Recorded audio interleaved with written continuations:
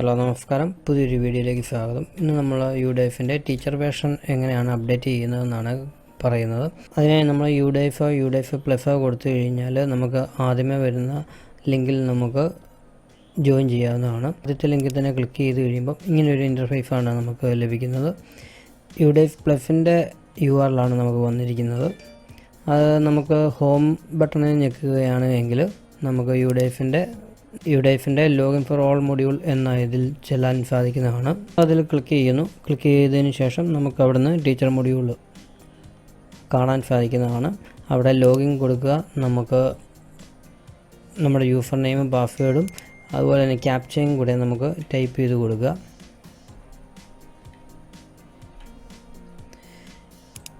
ഇനി ലോഗിൻ ചെയ്ത് കഴിയുമ്പോഴത്തേക്കും നമുക്ക് കാണുന്ന ഈ ഒരു ഇൻ്റർഫേസ്, ഇപ്പോൾ നമുക്ക് കാണുന്ന ഈ ഓറഞ്ച് ഐക്കൺ, ഇതിൽ നമുക്ക് ക്ലിക്ക് ചെയ്യുക.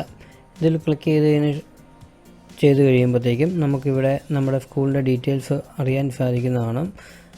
മുകളിൽ തന്നെ നമ്മുടെ സ്കൂളിൻ്റെ പേരും UDIF കോഡും ഒക്കെ നമുക്ക് കാണാൻ സാധിക്കുന്നതാണ്. അതുപോലെ തന്നെ നമ്മുടെ ഇതുവരെയുള്ള കൗണ്ട്, എത്ര വരെ നമ്മൾ ആഡ് ചെയ്തിട്ടുണ്ട് എന്നുള്ളതും നമുക്കിവിടെ കാണാൻ സാധിക്കുന്നതാണ്.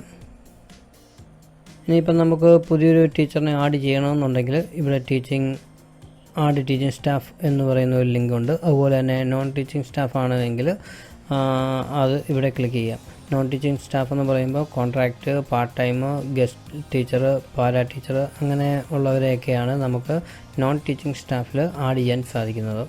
ഇനിയിപ്പോൾ നമുക്ക് ആഡ് ടീച്ചിങ് സ്റ്റാഫ് ക്ലിക്ക് ചെയ്ത് കഴിഞ്ഞാൽ നമുക്ക് ആ പുതിയതായിട്ട് ചേരേണ്ട ടീച്ചറിൻ്റെ എല്ലാ ഡീറ്റെയിൽസും നമുക്ക് കൊടുക്കുക. ടീച്ചറിൻ്റെ പേര്, ടീച്ചർ അല്ലെങ്കിൽ ആ സ്റ്റാഫ് ആയിരിക്കും, ആ സ്റ്റാഫിൻ്റെ പേര്, ജെൻഡർ, ഡേറ്റ് ഓഫ് ബർത്ത് അങ്ങനെയുള്ള ഡീറ്റെയിൽസ് എല്ലാം തന്നെ നമ്മൾ കറക്റ്റായിട്ട് കൊടുക്കുക. അതിനുശേഷം താഴെ ടീച്ചറിൻ്റെ നേച്ചർ, അപ്പോയിൻമെൻറ്റ് ഏതാണെന്നുള്ളത്, റെഗുലർ ആണോ, കോൺടാക്റ്റ് ആണോ, guest facility or part time എന്നുള്ളതെല്ലാം കൊടുത്തതിന് ശേഷം സേവ് ആൻഡ് നെക്സ്റ്റ് കൊടുത്താൽ മതി.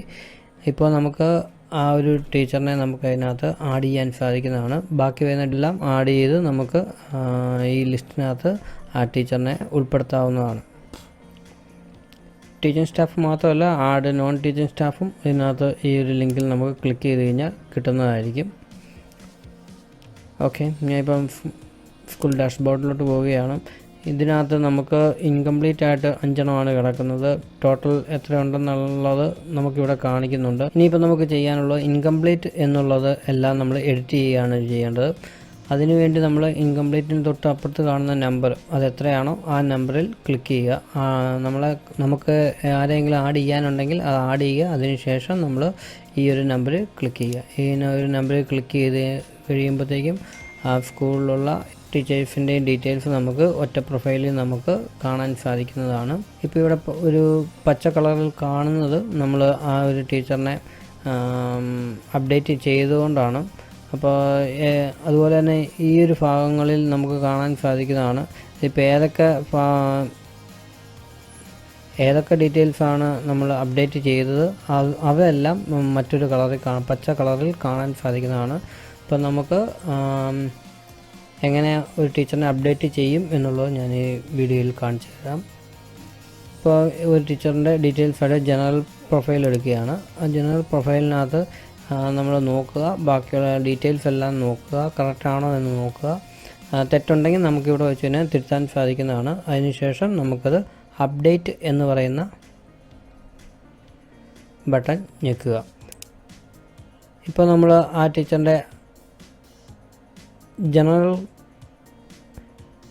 ജനറൽ കാര്യങ്ങൾ അപ്ഡേറ്റ് ചെയ്തിട്ടുണ്ട്. ഇനിയിപ്പം നെക്സ്റ്റ് അടിക്കുക. നെക്സ്റ്റ് അടിച്ചതിന് ശേഷം കാണുന്ന വിൻഡോയിൽ ചേഞ്ച് വരുത്താനുണ്ടെങ്കിൽ ചേഞ്ച് വരുത്തുക, അല്ല എങ്കിൽ അപ്ഡേറ്റ് കൊടുക്കുക. അതിനുശേഷം വീണ്ടും നെക്സ്റ്റ് അടിക്കുക. ഇപ്പോൾ കാണുന്ന വിൻഡോയിൽ നമുക്ക് പുതിയതായിട്ട് വന്നിരിക്കുന്ന 2 കാര്യങ്ങളുണ്ട്. ഒന്ന്, whether teacher received training under എന്നുള്ളതാണ് ചോദിച്ചിരിക്കുന്നത്. പോയിട്ടുണ്ട് എങ്കിൽ യെസും അല്ലെങ്കിൽ നോയും കൊടുക്കുക. അതുപോലെ തന്നെ നമുക്ക് പുതിയതായിട്ട് വന്നിരിക്കുന്നത് ഒരു സ്കൂൾ ടീച്ചർ ആണ് എങ്കിൽ അവർ ടീച്ചർ ഈസ് ഫീറ്ററ്റ് ഓർ എഫ് ടെറ്റ് ക്വാളിഫൈഡ് ചെയ്തിട്ടുണ്ടോ എന്ന് അവർ ചോദിച്ചിട്ടുണ്ട്. അപ്പോൾ ഉണ്ടെങ്കിൽ അത് ഉണ്ട് എന്ന് കൊടുക്കുക. ഇതാണ് പുതിയതായിട്ട് വന്നേക്കുന്ന ഒരു അപ്ഡേഷനായിട്ട് നമുക്ക് കാണാൻ സാധിക്കുന്നത്. ഇപ്പം അപ്ഡേറ്റ് ചെയ്ത് കഴിയുമ്പോഴത്തേക്കും എല്ലാം ഓക്കെ ആകുന്നതാണ്. ഇനിയിപ്പോൾ നമുക്ക് സ്കൂൾ ഡാഷ്ബോർഡിൽ നോക്കുകയാണെങ്കിൽ ഇൻകംപ്ലീറ്റ് 5 എന്ന് തന്നെ ആയിരിക്കും കിടക്കുന്നത്. അത് മാറണമെന്നുണ്ടെങ്കിൽ കുറച്ച് സമയമെടുക്കും. അതുപോലെ തന്നെ റീഫ്രഷ് ക്ലിക്ക് ചെയ്യുകയാണ് എങ്കിൽ 5 എന്നുള്ളത് മാറി ഇപ്പം ഒരെണ്ണം കംപ്ലീറ്റ് ആയിട്ടുണ്ട്. അതുകൊണ്ട് 4 ആയി. അത് നമുക്കിവിടെ വ്യക്തമായിട്ട് കാണാൻ സാധിക്കുന്നതാണ്. ഇവയെല്ലാം അപ്ഡേറ്റ് ചെയ്തതിന് ശേഷം നമ്മൾ click here to mark complete എന്ന് പറയുന്ന ഈ ഓപ്ഷൻ ക്ലിക്ക് ചെയ്യുക.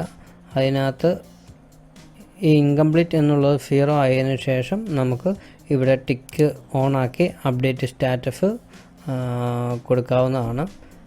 ഇത്രയും കാര്യങ്ങളാണ് ടീച്ചർ മൊഡ്യൂളിൽ താൽക്കാലികമായിട്ട് ചെയ്യേണ്ടത്. Thank you for watching.